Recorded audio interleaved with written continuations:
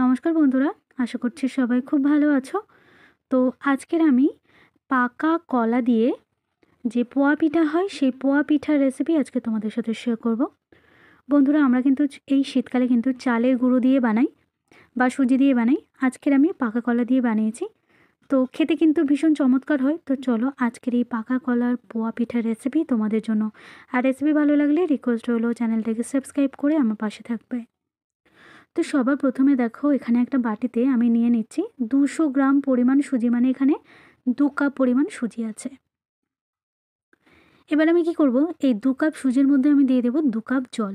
তোমরা চাইলে এই জলের পরিবর্তে দুধ দিতে পারো। তো আমি এবার আমি সুজিটাকে রেস্টে রেখে দেবো 10 মিনিট। আর এদিকে দেখো কলা পাকা নিয়েছি। এই কলা কিন্তু বেশি পেকে গেলে কিন্তু খেতে একদমই ভালো লাগে না। তো সেই জন্য আমি এই কলা দিয়েই কিন্তু পিঠাটা বানিয়েছি। তো এখানে মোট 12 পিস কলা আছে। আমি 10টা কলা ইউজ করব, 2টো কলা রেখে দেব। তো আমি এখানে দেখো একটা মিক্সিং জার নিয়েছি। মিক্সিং জারের মধ্যে আমি একটা একটা করে কলা ছাড়িয়ে পিস পিস করে কেটে এর মধ্যে দিয়ে দেব। কলাটা পেস্ট করে নেওয়ার চেষ্টা করবে বন্ধুরা। হাত দিয়ে মাখিয়ে নিলে কিন্তু একটু দানা দানা মতো থেকে যাবে। তো তাতে কিন্তু পিঠাটা ভালো হবে না। চেষ্টা করবে একটু এরকম পেস্ট করে নেওয়ার।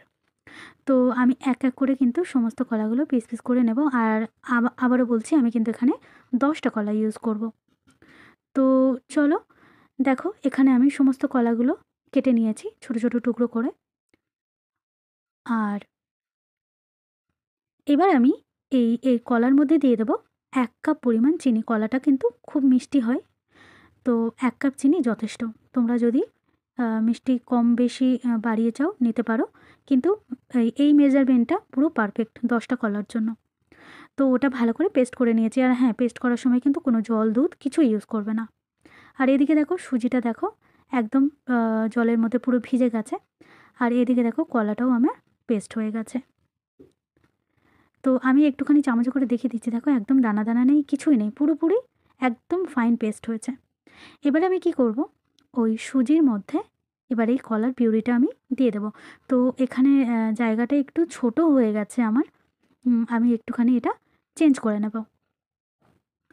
তো আমি এখানে দেখো একটা বোল নিয়ে নিয়েছি। আর এর মধ্যে আমি ব্যাটারটা দিয়ে দিচ্ছি। আর পুরো কলার ব্যাটারটা কিন্তু এবার এর মধ্যে দিয়ে দেবো। প্রথমে আমি অল্প দিয়েছিলাম, তোমরা নিশ্চিত খেয়াল করেছো। আর এবার আমি পুরো ব্যাটারটা এর মধ্যে দিয়ে দিচ্ছি।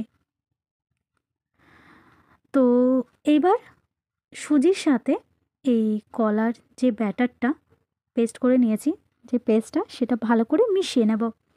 তো প্রায় মিনিট 2 ধরে কিন্তু সুন্দর করে মিশিয়ে নিতে হবে। এবার আমি আরও 2-1টা উপকরণ অ্যাড করব। তো আমি দেখো এর মধ্যে দিয়ে দিচ্ছি ওই কাপেরই 2 কাপ পরিমাণ ময়দা। আমি যেই কাপের মাপ করে মোটামুটি সুজি নিয়েছি সেই কাপের 2 কাপ পরিমাণ ময়দা আমি এর মধ্যে দিয়ে দিচ্ছি। তো এবার ময়দাটাকে ভালোভাবে মিশিয়ে নেব। আর এর মধ্যে আমি একটু লবণ অ্যাড করেছিলাম, সেটা একটু স্কিপ করে গেছি, সামান্য 1 পিঞ্চ মতো একটু লবণ দিয়েছিলাম। তো দেখো ব্যাটারটা এরকম সুন্দর করে একদম ফাইন করে কিন্তু বানিয়ে নিতে হবে। একটু সময় সাপেক্ষ ব্যাপার, তোমরা একটু ধীরে ধীরে কিন্তু ব্যাটারটা পেস্ট করে নেবে, চাইলে হাত দিয়েও মাখিয়ে নিতে পারো। তো ব্যাটারটা দেখো আমার সম্পূর্ণ রেডি হয়ে গেছে। আর এবার আমি এর মধ্যে দিয়ে দিচ্ছি একটু কালো জিরা। আমি 2 চিমটি বড় বড় করে একটু কালো জিরা দিয়ে দিলাম। আর দিয়ে দেবো এবার একটু মৌরি।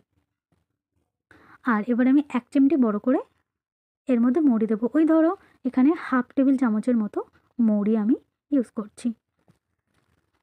তো মৌরিটা আমি এর মধ্যে দিয়ে দিলাম।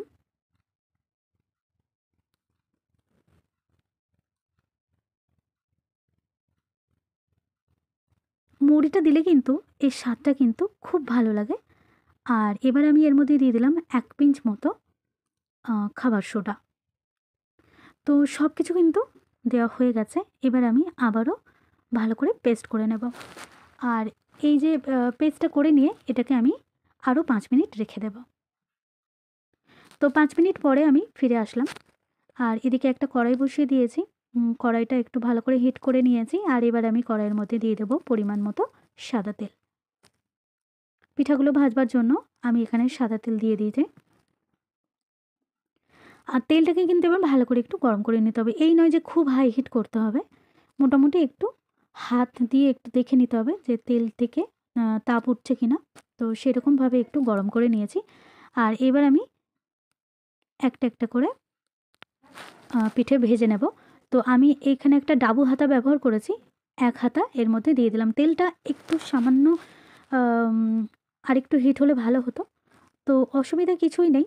তো দেখো কীরকম ফুলে উঠছে পিঠেগুলো। আর এরকমভাবে সুন্দর করে এপিঠ ওপিঠ লালচে করে একদম ভেজে নিতে হবে। এমনি দেখবে শীতের সময় চালের গুঁড়ো দিয়ে যখন আমরা এই পোয়া পিঠাগুলো করি একটু শক্ত শক্ত টাইপের হয়, মানে যখন ঠান্ডা হয়ে যায়, কিন্তু এই পিঠাগুলো এতটাই নরম তুলতুলে আর ফুলকো ফুলকো হয় যে খেতে কিন্তু ভীষণ ভালো লাগে। তো দেখো আমি একটা একটা করে পিঠে এরকম ভেজে নিচ্ছি। তোমরা চাইলে এরকম একটু সময় ধরে তেল মানে ছাঁকনি দিয়ে ছেঁকে নিতে পারো। আর আরেকটা পদ্ধতি আমি দেখিয়ে দিচ্ছি, তেল ঝাড়াবার, খুব ইনস্ট্যান্ট হয়ে যাবে। তো দেখো আবারও একটা পিঠে আমি দিয়ে দিয়েছি। আর এটাকেও আমি উল্টে পাল্টে সুন্দর করে লালচে করে ভেজে নেব। আর প্রত্যেকটা পিঠা কিন্তু একদম ফুলে ডাবল হয়ে যাবে। দেখো কি সুন্দর দ্বিগুণ হয়ে গেছে পিঠাগুলো। তো এরকমভাবে ফুলকো ফুলকো করে ভেজে নিতে হবে লালচে করে। তো এবার আমি দেখাচ্ছি এটাকে, আমি দেখো কিভাবে তেলটা ছেঁকে বার করে নিচ্ছি। আমি একটা খুন্তির উপরে পিঠেটা রাখছি, আর চামচ দিয়ে এরকম চেপে এরকম সুন্দর করে তেলগুলো ছাড়িয়ে নিচ্ছি। তো ব্যাস তৈরি হয়ে গেল আজকের আমার এই কলার পোয়া পিঠা রেসিপি। আশা করছি রেসিপি তোমাদের ভীষণ ভালো লাগবে। ভালো লাগলে অবশ্যই একবার বাড়িতে ট্রাই করবে, আর প্লিজ একটা কমেন্ট করবে। আর অবশ্যই অবশ্যই দেখতে হবে লিপিকা রান্নাঘর। চলো সবাইকে টাটা।